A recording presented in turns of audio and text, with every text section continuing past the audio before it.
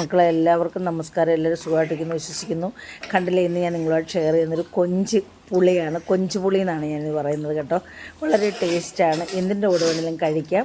ഒരു പ്രാവശ്യം ഇതേ രീതിയിലൊന്ന് തയ്യാറാക്കിയാൽ പിന്നെ ഇങ്ങനെ നമ്മൾ തയ്യാറാക്കും. ഇതിനകത്ത് നമ്മൾ തേങ്ങായി ഒന്നും ചേർക്കാതെ വളരെ ലളിതമായ രീതിയിൽ രുചികരമായ രീതിയിൽ തയ്യാറാക്കിയിരിക്കണം കേട്ടോ. അപ്പം കഴിക്കാത്തവരും കഴിക്കും. അത്രയ്ക്ക് രുചിയുള്ളൊരു കറിയാണ്. ഞാൻ ഹൈലൈറ്റ് ചെയ്ത് സംസാരിക്കുമല്ല. അതിനായിട്ട് ഞാനൊരു 1/2 കിലോ കൊഞ്ച്, വെള്ള കൊഞ്ച്, ഒരു സാമാന്യം വലുതായിരുന്നു. അതെല്ലാം തോടൊക്കെ കളഞ്ഞ് എല്ലാം നന്നായിട്ട് കഴുകി ഇതിൻ്റെ പുറത്തൊരു പാട പോലുണ്ട്, അതും എടുത്ത്, പിന്നെ ഇതിൻ്റെ തല എടുക്കത്തില്ല ഞാൻ കേട്ടോ. അപ്പോൾ ഇതെല്ലാം നമ്മൾ നല്ലതുപോലെ തോട് കളഞ്ഞിട്ട് കഴുകി ഒലച്ച് വാരി എടുത്തിരിക്കുന്നതാണ്. അപ്പോൾ ഇതിലേക്ക് ഇനി മഞ്ഞപ്പൊടി ഉപ്പും ഇട്ട് നമ്മൾ കുക്കറിലിട്ട് വേവിച്ചെടുക്കും. കാരണം കുക്കറിലിട്ട് വേവിച്ചെടുക്കുമ്പോഴാണ് ഇതിൻ്റെ മസാലയൊക്കെ ഇതിനകത്തൊന്ന് പിടിച്ചിത് വെന്ത് നല്ല ടേസ്റ്റായിട്ടിരിക്കുന്നത്. അല്ലെങ്കിൽ നമ്മൾ കല്ല് പോലിരിക്കും അത്. അപ്പോൾ ഇതിനായിട്ട് ചേർക്കാനായിട്ട് ഒരു നല്ല പഴുത്ത 2 തക്കാളി, പിന്നെ ഇതിൽ നമ്മൾ ചെറിയ ഉള്ളിയാണ് ചേർക്കുന്നത്. ചെറിയ സവാള ഉള്ളിക്ക് മധുരമായിരിക്കുമല്ലോ, വഴണ്ട് കഴിയുമ്പോൾ മധുരമാണ്. അപ്പോൾ ചെറിയ ഉള്ളിയാകുമ്പം നല്ല ഒരു ടേസ്റ്റാണ്. അപ്പോൾ ഒരു 250 ഗ്രാം ചെറിയ ഉള്ളി എടുത്തിട്ടുണ്ട്. വലിയ ഉള്ളി 2 കഷ്ണം വെച്ചിട്ടുണ്ട്. ചെറിയ ഉള്ളി അതുപോലെ ഇട്ടിട്ടുണ്ട്. പിന്നെ ഒരു ചെറിയ കഷ്ണം ഇഞ്ചി, ഒരു 6 അല്ലി വെളുത്തുള്ളി, പിന്നെ ഒരു 3 നല്ല എരിവുള്ള പച്ചമുളക് എടുത്തിട്ടുണ്ട്. പിന്നെ ഒരു മീഡിയം പരുവത്തിൽ സവാള എടുത്തിരിക്കുന്നതിനൊരു കഷ്ണം കിട്ടാൻ വേണ്ടി നമ്മുടെ ചെറിയ ഉള്ളി എല്ലാം മൂത്ത് പോയി കഴിയുമ്പം കഷ്ണം പോലെ കാണത്തില്ലല്ലോ, അതുകൊണ്ടാണ് എടുത്തിരിക്കുക. അല്ല സവാള എടുക്കേണ്ട കാര്യമില്ല. ആവശ്യത്തിന് നമുക്ക് ഇത്രയും മതി. പിന്നെ എടുത്തതേ ഉള്ളൂ. പിന്നെ ഇതെല്ലാം നമ്മളിനി ചെറിയ ചെറിയ കഷ്ണങ്ങളായിട്ടൊന്ന് കട്ട് ചെയ്യുന്നുണ്ട് നമ്മുടെ സവാള.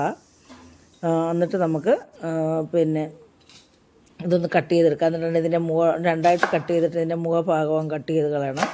ആ സമയത്ത് നമ്മുടെ കൊഞ്ച് ഉപ്പ് മഞ്ഞൾപ്പൊടി ഇട്ട് നമ്മൾ അടുപ്പ് വേവാൻ വെച്ചു കേട്ടോ. അതവിടെ കിടന്ന് വേവട്ടെ.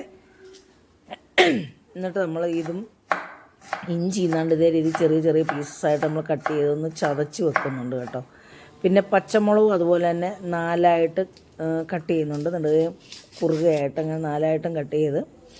അപ്പോൾ നമ്മുടെ ചട്ടി അടുപ്പയിൽ വെച്ചു. ഇതിലേക്ക് 1 ടേബിൾ സ്പൂൺ വെളിച്ചെണ്ണ മതി. ഇതൊക്കെ മൂക്കാനായിട്ട് അത് മതി.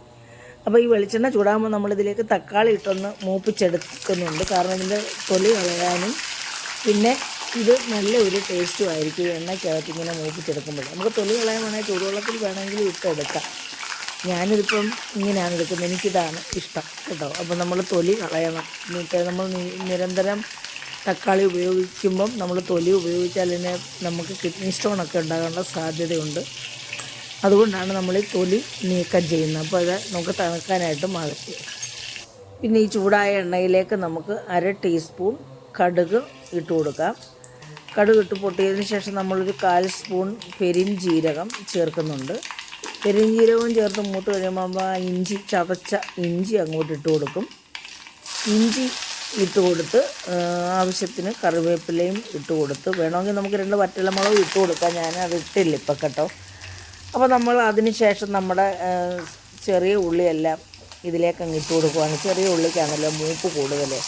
അതുകൊണ്ട് നമ്മൾ ആദ്യം ചെറിയ ഉള്ളി ഇട്ട് നമ്മൾ പച്ചമുളകും സവാള ഇപ്പം ഇതിൻ്റെ കൂടെ ചേർക്കില്ല കേട്ടോ.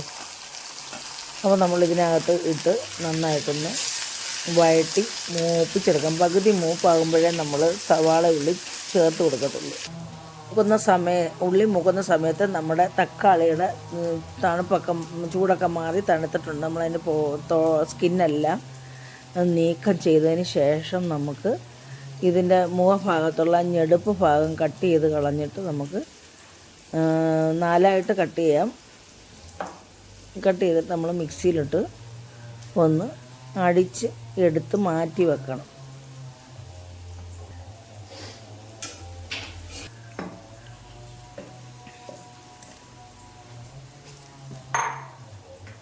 അപ്പോൾ നമ്മുടെ പിന്നെ ഉള്ളിയെല്ലാം പകുതി മൂത്തിട്ടുണ്ട്. ഇതിലേക്ക് നമുക്കിനിയും സവാള അങ്ങോട്ട് ഇട്ട് കൊടുക്കാം.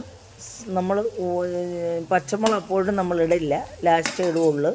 അല്ലെങ്കിൽ പച്ചമുളക് കനം കുറവല്ല, അതങ്ങ് വെന്ത് അലുത്ത് പോകും. പിന്നെ അതിൻ്റെ തോല് മാത്രമേ കാണത്തുള്ളൂ.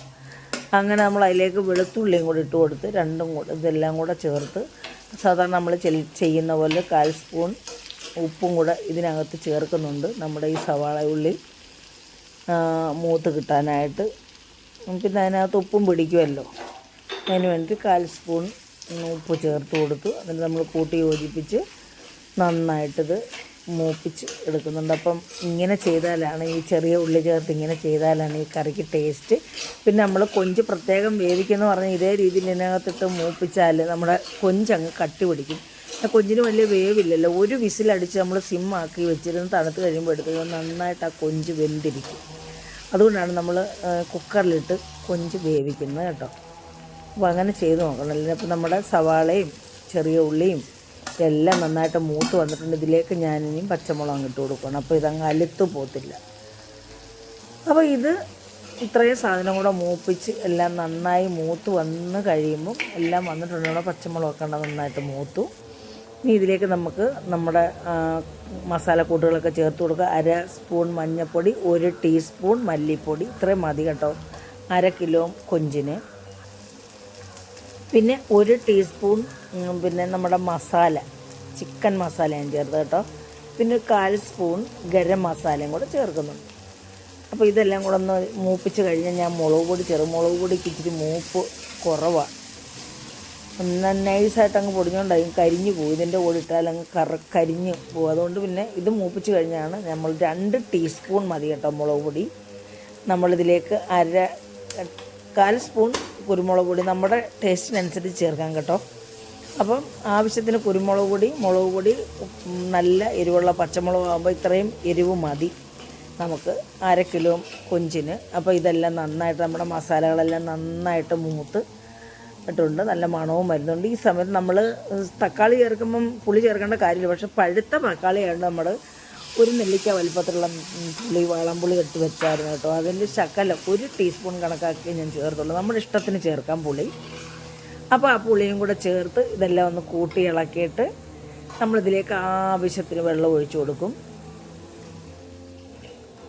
ആവശ്യത്തിന് വെള്ളം ഒഴിച്ചു കൊടുത്ത് നമ്മുടെ ഈ കൂട്ടുകളെല്ലാം ഒന്ന് തിളച്ച് അതിൻ്റെ എണ്ണയൊക്കെ ഒന്ന് തെളിഞ്ഞ് വരുന്ന പരുവമാകുമ്പോൾ നമ്മൾ ഇതിലേക്ക് നമ്മൾ അരച്ച് ഫൈൻ പേസ്റ്റാക്കി അരച്ച് വെച്ചിരിക്കുന്ന തക്കാളി ഒഴിച്ചു കൊടുക്കത്തുള്ളൂ ആ സമയത്ത് കേട്ടോ. ഇപ്പോൾ നമ്മളത് തിളച്ചിട്ടുണ്ട്. നമുക്കിതിലേക്ക് തക്കാളി ഒഴിച്ചു കൊടുക്കാം.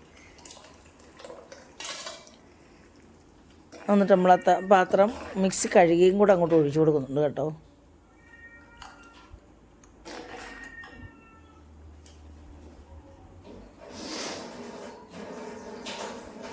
പിന്നെ ഇതൊന്ന് തിളക്കട്ടെ. ഇതൊന്ന് തിളച്ച് കഴിയുമ്പോൾ നമ്മൾ പിന്നെ ഇതിലേക്ക് നമ്മുടെ കൊഞ്ച് വേവിച്ച് വെച്ചിരുന്ന കൊഞ്ച് ഇട്ട് കൊടുക്കാം.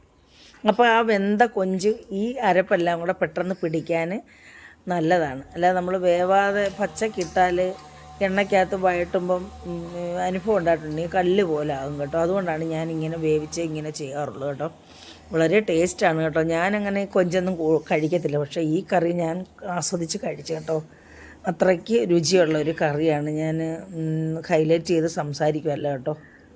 അപ്പം നമ്മുടെ ഈ മസാലകളൊക്കെ നന്നായിട്ട് തിളച്ച് വന്നു കഴിയുമ്പോഴേ നമ്മൾ ആ കൊഞ്ച് ചേർത്ത് കൊടുക്കത്തുള്ളൂ. കൊഞ്ചും അതിൻ്റെ വെള്ളവും വേണ്ടേ. ഈ സമയത്ത് നമ്മളിതങ്ങ് ചേർത്ത് കൊടുക്കുവാണ്. അപ്പം പിന്നെ ഇതിനകത്ത് കൂട്ടിച്ചേർന്ന് കിടന്ന് മസാലകളൊക്കെ പിടിച്ച് ഇത് പറ്റി ഇതിൻ്റെ എണ്ണയൊക്കെ ഒന്ന് തെളിഞ്ഞു. നമ്മൾ 1 ടേബിൾ സ്പൂൺ എണ്ണയല്ല വെളിച്ചെണ്ണയല്ല ചേർത്തുള്ളൂ. അപ്പോൾ അത് മതി. നമ്മുടെ മസാലകളെല്ലാം മൂത്ത് നമ്മുടെ പിന്നെ ഇതിനകത്ത് ചേർത്തിരിക്കുന്ന എല്ലാം. അപ്പോൾ നമ്മുടെ കറി ഇവിടെ റെഡിയായി മക്കളെ. എല്ലാവർക്കും ഇഷ്ടപ്പെട്ട് കാണുമെന്ന് വിശ്വസിക്കുന്നു. ഇഷ്ടപ്പെട്ടിട്ടുണ്ടെങ്കിൽ പഴയതുപോലെ എല്ലാവരും ലൈക്ക് ചെയ്യുകയും ആദ്യമായിട്ട് കാണുന്ന മക്കൾ സപ്പോർട്ട് ചെയ്യുക.